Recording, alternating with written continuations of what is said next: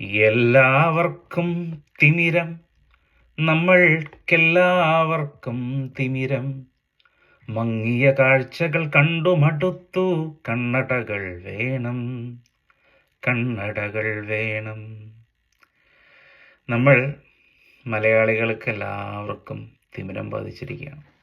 നമ്മളെല്ലാവരും എന്ത് ചെയ്യണം? കണ്ണട വെക്കണമെന്ന് മുരുകൻ കാട്ടാക്കട പറഞ്ഞിട്ടുണ്ട്. അതുകൊണ്ട് നമ്മൾ കണ്ണട വെച്ചിട്ട് പറയാം. ഞാൻ പറയാൻ വന്നത് എന്താണെന്ന് വെച്ച് കഴിഞ്ഞാൽ, നമുക്കൊരു ചായ കുടിക്കണം അല്ലേ? ഇപ്പോൾ ഒരു ചായ നമുക്ക് കുടിക്കണം. ഈ ചായ നമ്മൾ വൈകുന്നേരം കുടിക്കാൻ ഉദ്ദേശിക്കുകയാണ്. അപ്പോൾ എന്നാൽ വേണ്ടത് രാവിലത്തേക്ക് ആക്കാൻ കരുതി.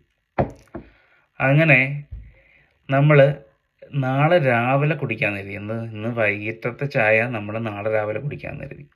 അപ്പോൾ നിങ്ങൾ ആലോചിച്ച് നോക്ക്, ഒരു 11 വർഷം കഴിഞ്ഞിട്ട് ആ ചായ കുടിക്കാനുള്ള അവസ്ഥ ആലോചിച്ചത്. ഒരു ചായയുടെ കാര്യത്തിൽ അങ്ങനെ. ഞാൻ ഈ ചായയോട് ഉപമിക്കല്ല, അങ്ങനെ ഒരു സിംബോളിക്കായിട്ട് പറയാൻ ഞാൻ ആഗ്രഹിക്കുന്നില്ല. ഞാൻ പറഞ്ഞു വന്നത് എന്താണെന്ന് വെച്ച് കഴിഞ്ഞാൽ, പറയാൻ പോകുന്നത് എന്താണെന്ന് വെച്ച് കഴിഞ്ഞാൽ നമ്മുടെ സീപ്ലെയിൻ പദ്ധതിയെ പറ്റിയിട്ടാണ്. അത് കാണുമ്പോൾ ആത്മാഭിമാനമുള്ള ഏതൊരു മലയാളിക്കും എന്തുണ്ടാവും? വിഷമം ഉണ്ടാവും. അതുകൊണ്ട് എനിക്ക് അങ്ങനെ ഒരു തോട്ട് വന്നപ്പോൾ ഞാൻ നിങ്ങളായിട്ട് ഷെയർ ചെയ്യാൻ വേണ്ടി മാത്രമാണ് ഇന്ന് ഞാൻ വീഡിയോയ്ക്ക് മുമ്പിൽ വന്നിരിക്കുന്നത്. സീപ്ലെയിൻ പദ്ധതി തങ്ങളുടേതാക്കി നടപ്പാക്കുമ്പോൾ 11 വർഷവും 14 കോടി രൂപയും നഷ്ടപ്പെടുത്തിയതിന് മാപ്പ് എന്നൊരു വാക്കെങ്കിലും പറയാൻ മുഖ്യമന്ത്രി പിണറായി വിജയനും CPM-ഉം തയ്യാറാകണം. അതായത് ഈ ഉറച്ച പാർട്ടി വിശ്വാസികളുണ്ടല്ലോ, അവർ എങ്കിലും ഇതൊന്നും മനസ്സിലാക്കണം. കാരണം ഒരു 11 വർഷവും 14 കോടി രൂപ നഷ്ടപ്പെടുത്തി. രാജ്യത്തെ ആദ്യത്തെ സീപ്ലെയിൻ പദ്ധതി 2013 ജൂണിലാണ് ഉമ്മൻചാണ്ടി കൊല്ലം അഷ്ടമുടിക്കായലിൽ ഫ്ലാഗ് ഓഫ് ചെയ്തത്. അന്ന് CPM മത്സ്യത്തൊഴിലാളികളെ ഇറക്കി വിമാനം ആലപ്പുഴയിൽ ഇറക്കാൻ പോലും സമ്മതിച്ചില്ല. CPM എതിർത്ത് തകർത്ത അനേകം പദ്ധതികളിൽ സീപ്ലെയിനും ഇടം പിടിച്ചു.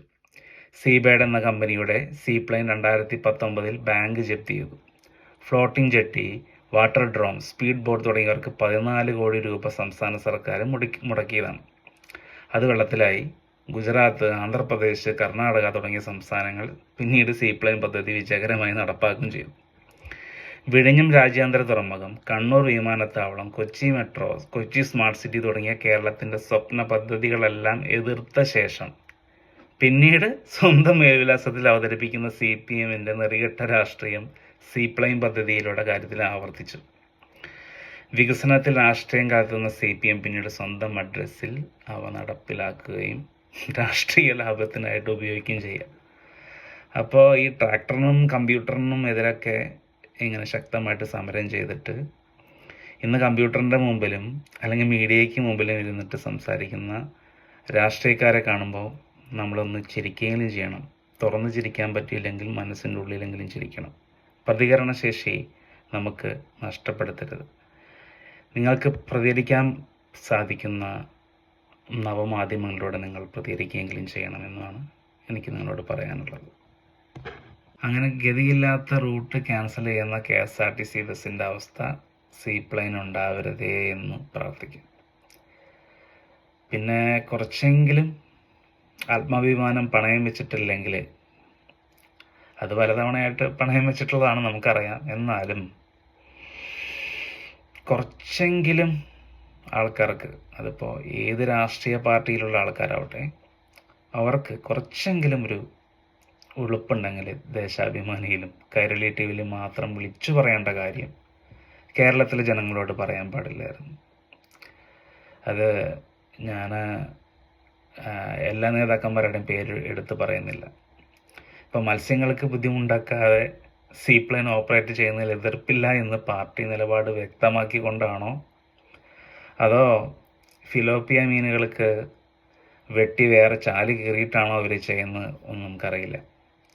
എന്തായാലും കേരളത്തിലെ ഈ പാർട്ടി കാരണം കേരളം എപ്പോഴും വികസനങ്ങളുടെ കാര്യത്തിൽ 10-15 വർഷം പിറകിലാണ്.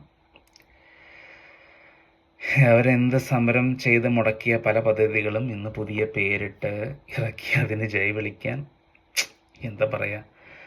അല്ലെങ്കിലും അങ്ങനെ കുറച്ച് നേരം വെളുക്കാൻ കമ്പ്യൂട്ടർ, JCB, കായലിൽ കിടക്കുന്ന മീനുകൾക്ക് ബോധം വന്നാലും ചില ആൾക്കാർക്ക് ബോധം വരില്ല. ഞാൻ എന്തായാലും ഇവിടെ നിർത്തുകയാണ്.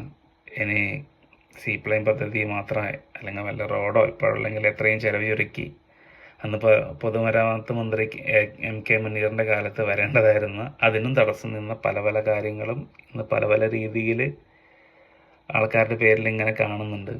അപ്പോൾ ഇതെൻ്റെ ഒരു വിദ്വേഷമല്ല, പ്രവാസിയായ നമുക്ക് നമ്മുടെ നാട് നന്നായി കാണാൻ വളരെയധികം ആഗ്രഹമുണ്ട്.